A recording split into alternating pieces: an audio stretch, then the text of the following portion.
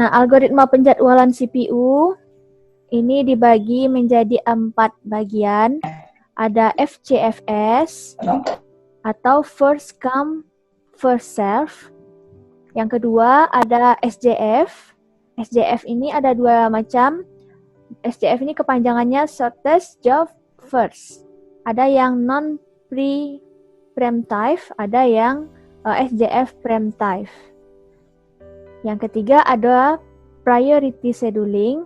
Dan yang keempat ada round robin. Round robin itu ada round robin FCFS, ada round robin FJF non-preemptive, dan ada round robin SJF preemptive. Ibu tidak jelaskan banyak ya, Ibu akan jelaskan beberapa saja. Nah, ini untuk first come first serve. Di first come first serve artinya saja datang duluan, datang pertama, dilayani pertama ya. Nah, jadi proses yang datang pertama kali akan dilayani terlebih dahulu. 1, 2, 3. Tidak peduli apakah proses ini panjang atau pendek.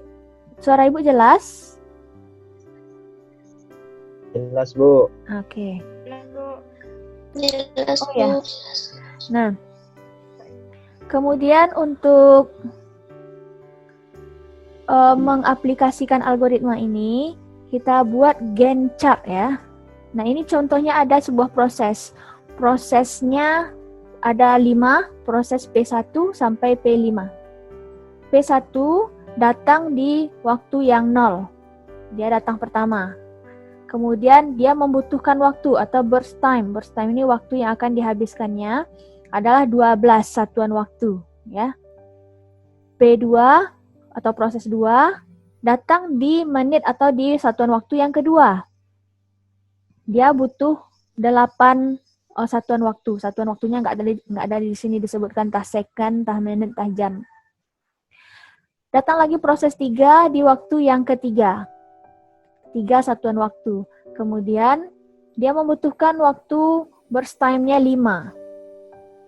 Selanjutnya ada P4, proses 4 datang di waktu yang kelima.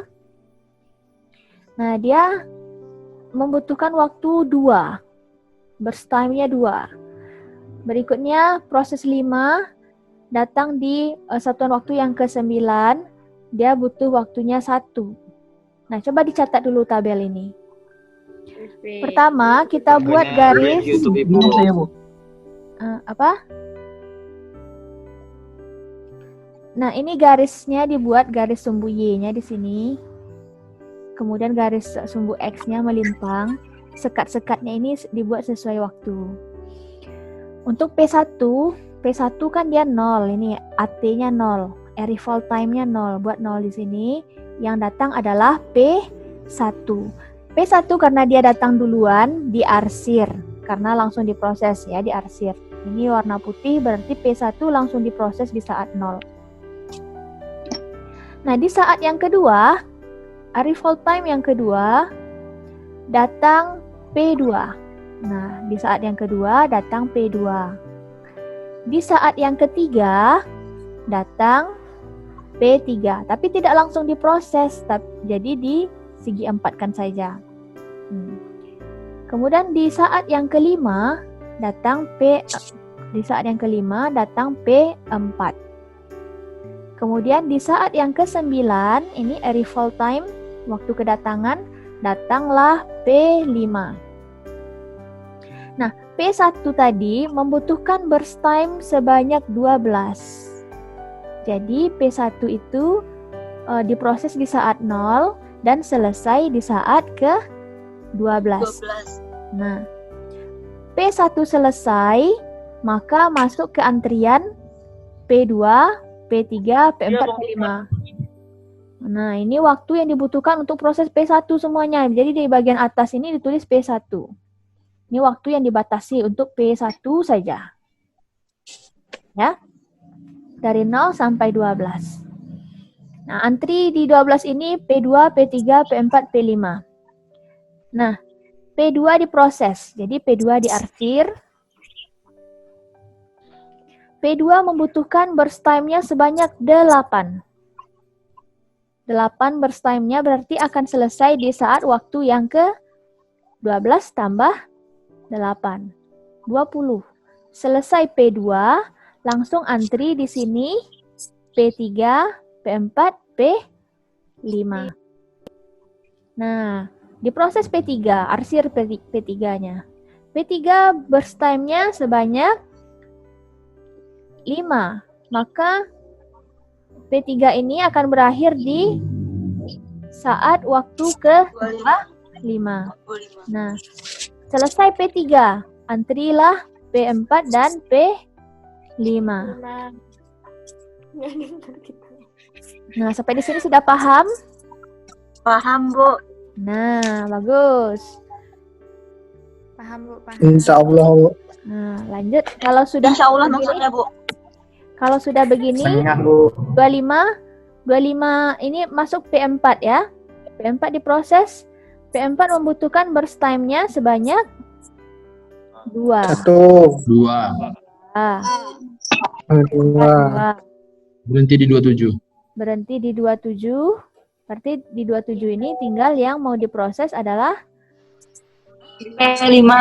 P5. P5 burst time-nya hanya 1. 28. Jadinya 28.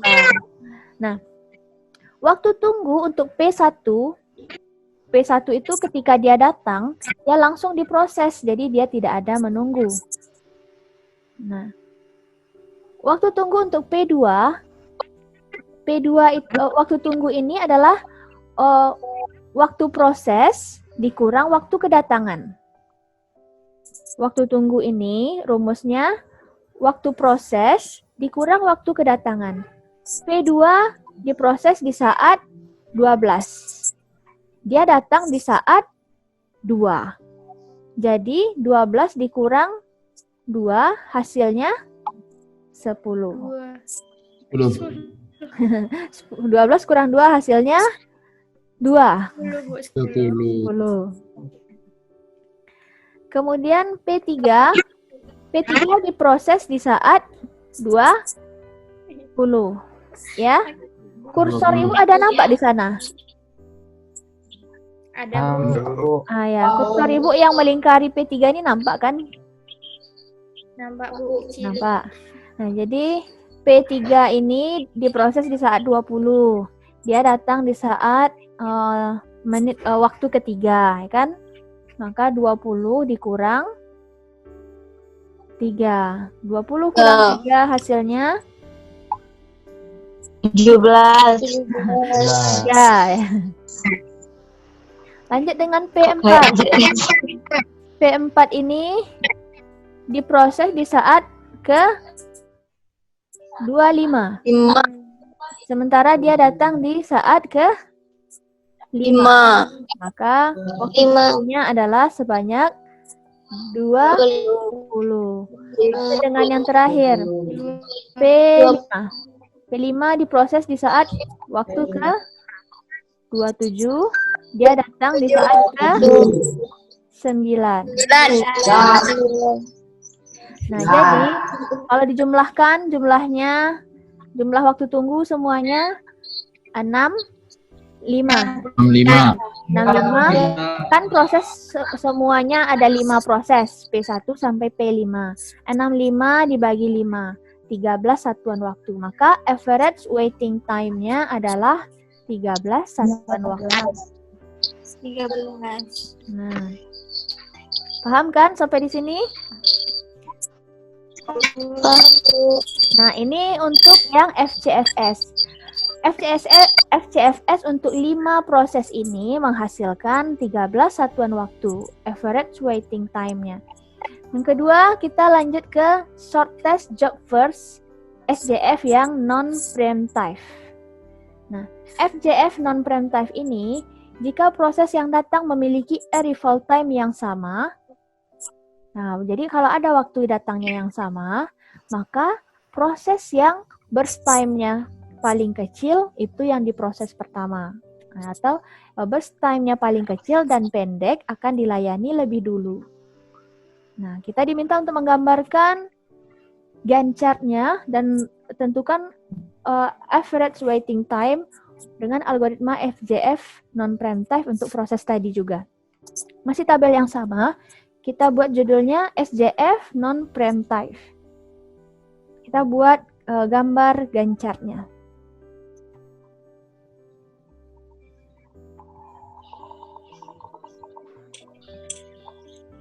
Nah, P1 ini kan datang di saat 0. Maka P1 mempunyai waktu burst time. Langsung dibuat di sini. P1 datang di saat 0, burst time-nya 12. Ya, P1 datang di saat 0, burst time-nya 12. Kemudian di saat yang kedua datang P2. P2 burst time-nya 8. Dibuat dalam kurung, burst time-nya 8. P1 langsung diproses tadi. Suara Vita ada. Kemudian di saat yang ketiga, datang P3 dengan burst time-nya 5. 5. Berikutnya, di saat yang kelima, datang P4 dengan burst time-nya 2. 2. Di saat ke-9 datang P5 dengan burst time-nya 1. Nah, di saat yang ke-12 ini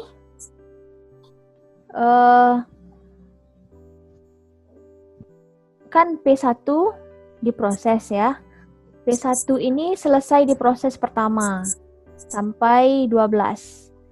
Nah, saat ke-12 saat P1 proses yang pertama selesai ya, saat pertama selesai, di antrian ini masuk P2, P3, P4. Tapi di sini didata dulu mana yang paling singkat burst time-nya. Nah, burst time yang paling singkat adalah di P5 karena P5 burst time-nya ya 1. ya, tibanya di sini mereka datang bersamaan, baru terjadi pemilihan burst time paling pendek. Kenapa di sini tidak terjadi pemilihan waktu terpendek? Karena datangnya nggak bersamaan di sini. Ya, jadi P1 datang duluan, yang 2 datang berikutnya, P3 datang berikutnya, P4 datang berikutnya, P5 datang berikutnya. Nah, tiba di waktu 12 ini, semuanya datang bersamaan, kecuali P1 karena P1 sudah selesai. Nah, disinilah terjadi pemilihan burst time terpendek. Burst time terpendek terjadi di P5, maka P5 diproses duluan. Selesai. P5 ini kan cuma 1, jadi selesai langsung di waktu ke-13. Ya. Nah, antrilah semuanya lagi. P2, P3, P4 antri lagi di P5 di sini. Mereka masuk bersamaan.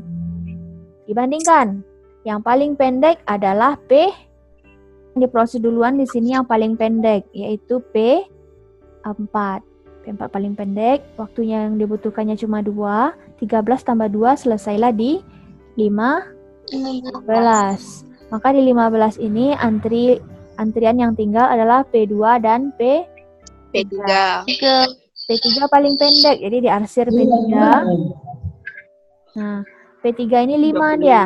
15 tambah 5. 20. Nah, antri di sini P2. P2-nya 8 burst time. Selesailah di saat ke-28. Nah, kayaknya ini paham nih ya. Udah heboh. Bu. Ya? Bu, kalau misalnya datangnya berbeda tuh Bu, misalnya kan P1 kan datangnya beda sama P2, P3, P4, P5. Kalau P1 datangnya sama kayak P2, P3, P4, P5 berarti hitungnya dari awal Bu gitu. Ya, dibandingkan di antara yang datang itu, datang bersamaan. Siapa yang paling singkat?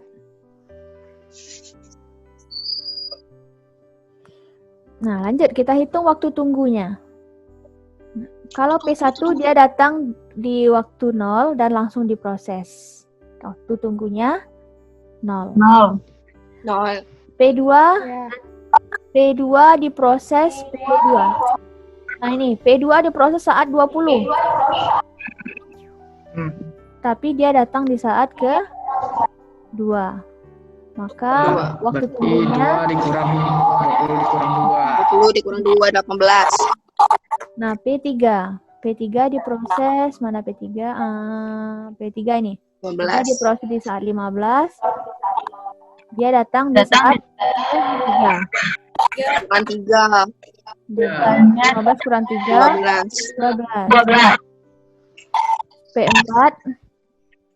P4 datang di saat diproses di saat 6. 13 nih. Iya. Dia datang di saat 5.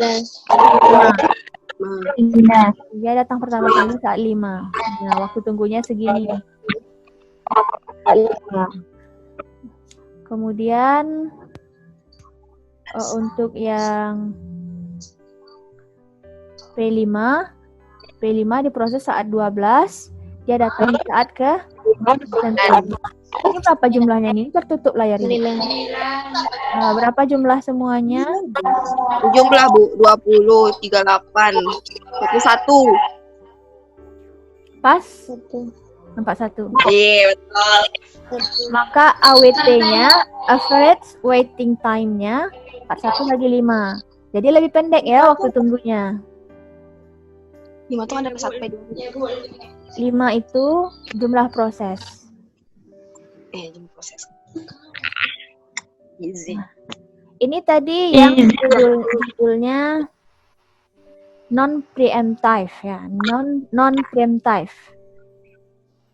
Jadi proses yang burst time-nya paling kecil dan pendek akan dilayani terlebih dahulu. Kita lanjut yang berikutnya. SJF yang satu lagi. Ada shortest job first yang preemptive. Dengan soal yang sama, jika suatu proses sedang dikerjakan, kemudian ada proses lain yang datang di mana burst time-nya lebih pendek dari yang proses yang sedang dijalankan. Maka proses lain yang datang ini akan diproses dulu dan sisa dari proses yang tadi akan dijadikan antrian atau ke ready queue. Nah, contohnya di sini dengan soal yang sama. Untuk yang preemptive ini, P1 kan datang di saat 1, dia burst time-nya 12. Kemudian waktu kedua datang P2. Di saat waktu yang kedua ini, proses P1 kan sudah diproses sebanyak 2 ya. Berarti P1 ini sisanya 10. Paham? Ini P1 dapatnya 10. Karena P1 yang 12 datang pertama. 12 Di saat yang kedua, tiba-tiba datang P2 dengan burst time Menilai 2. Nah, jadi 12 di saat waktu kedua tentu tinggal 10 ya. P1 ini. Ya. Di saat 0, 12 dia. Di saat 2 tinggal 10. Ternyata P2 ini burst time-nya lebih pendek dari yang sisa 10 ini. Dirimu bersama cowoknya. Nanti lagi ya. Online. Benar ya? Halo. Kemudian jadi dipilih di sini. Karena ada proses yang datang. Jadi mikir CPU-nya. Yang datang duluan yang mau dikerjakan atau yang udah dikerjakan ini mau dilanjutkan. Tapi dibandingkan dulu. Karena yang datang yang baru datang ini burst time-nya lebih pendek, maka CPU akan memilih memproses yang baru datang karena lebih pendek. Nah, maka diproseslah P2 ini. Proses P2. Di saat yang ketiga, ternyata datang P3 membawa burst time-nya 5. Nah, P2 di saat ketiga, tentu P2 tinggal 7. P1 nggak diproses, berarti masih tetap P1-nya 10. Ya. Nah, dibandingkan lagi di sini, ternyata yang paling singkat adalah P3. Nah, di saat yang kelima, ini P4 datang. P4 ternyata burst time-nya 2. Dia datang di saat yang kelima. Dia yang paling pendek di antara semuanya. Maka dia diproses Dan di saat yang ketujuh, ya ini saat ketujuh nggak ada di dalam daftar tabel. Tapi di saat yang ketujuh ini, kan P4 diproses cuma 2. Maka P4-nya langsung selesai di saat yang ketujuh ya. Di sini kan nggak ada di tabelnya, nggak ada saat 7 nggak ada yang datang. Hanya saja P4 selesai. Nah, P4 selesai masuk ke antrian P3, P2, dan P1. P3 ini waktunya 3, maka P3 duluan. Nah, diproses P3 selesai di saat belum selesai ya. P3 belum selesai. P3 belum selesai di saat 9 datang P5. P5 membawa burst time 1. P3 masih proses, berarti dari 7 ke 9 masih sisa 1. P2, P1-nya masih antri, masih tetap jumlahnya karena belum diproses. Nah, P3 selesai di saat 10, masih lanjut P3, karena P5 dan P3 sama. Baru diproses P5-nya di saat ke 10 ya. Nah, begitu seterusnya. Mereka selesai juga di saat ke-8. Waktu tunggu untuk P1 datang di saat 0. Kemudian P1 diproses lagi di saat ke-18. Dan P1 mulai menunggu di saat waktu kedua. Ya, P1 kan antri di sini. Di sini dia nggak antri. Jadi dia menunggu di 18, dia diproses di 18, menunggu sejak 2. Berarti waktu tunggunya 18, 16. P2 dia diproses di saat yang mana dia? Mana P2? P2 diproses di 11. Dan dia datang di saat Sejak 3. Saat 3, dia 3. P2 dia langsung diproses. Langsung diproses saat 2. Menunggunya di saat 3. Maka waiting time-nya 8. P3 diproses saat 7. Diproses saat 3 ini. Diproses saat 7. Dia antri di saat 5. Ya, P3 antrinya di sini. Nah, ini mulai rumit ini. Karena dia di sini tidak antri. Antrinya di 5. Diprosesnya di 7. P4 diproses di saat 5. P4 ini datang di saat 5 juga, berarti dia tidak menunggu. P5 diproses saat 10, dia datang di saat 9. Maka jumlahnya 27. Dibagi 5. Ya, berarti bagi 7. Berapa jadinya nih? Nggak nampak. Jadi waiting time-nya hanya 5,4. Ini yang paling singkat. Nah, jadi Ibu menjelaskan sampai di sini. Sekarang waktunya untuk kelompok 2 menjawab kelompok 3 tadi menjawab pertanyaan.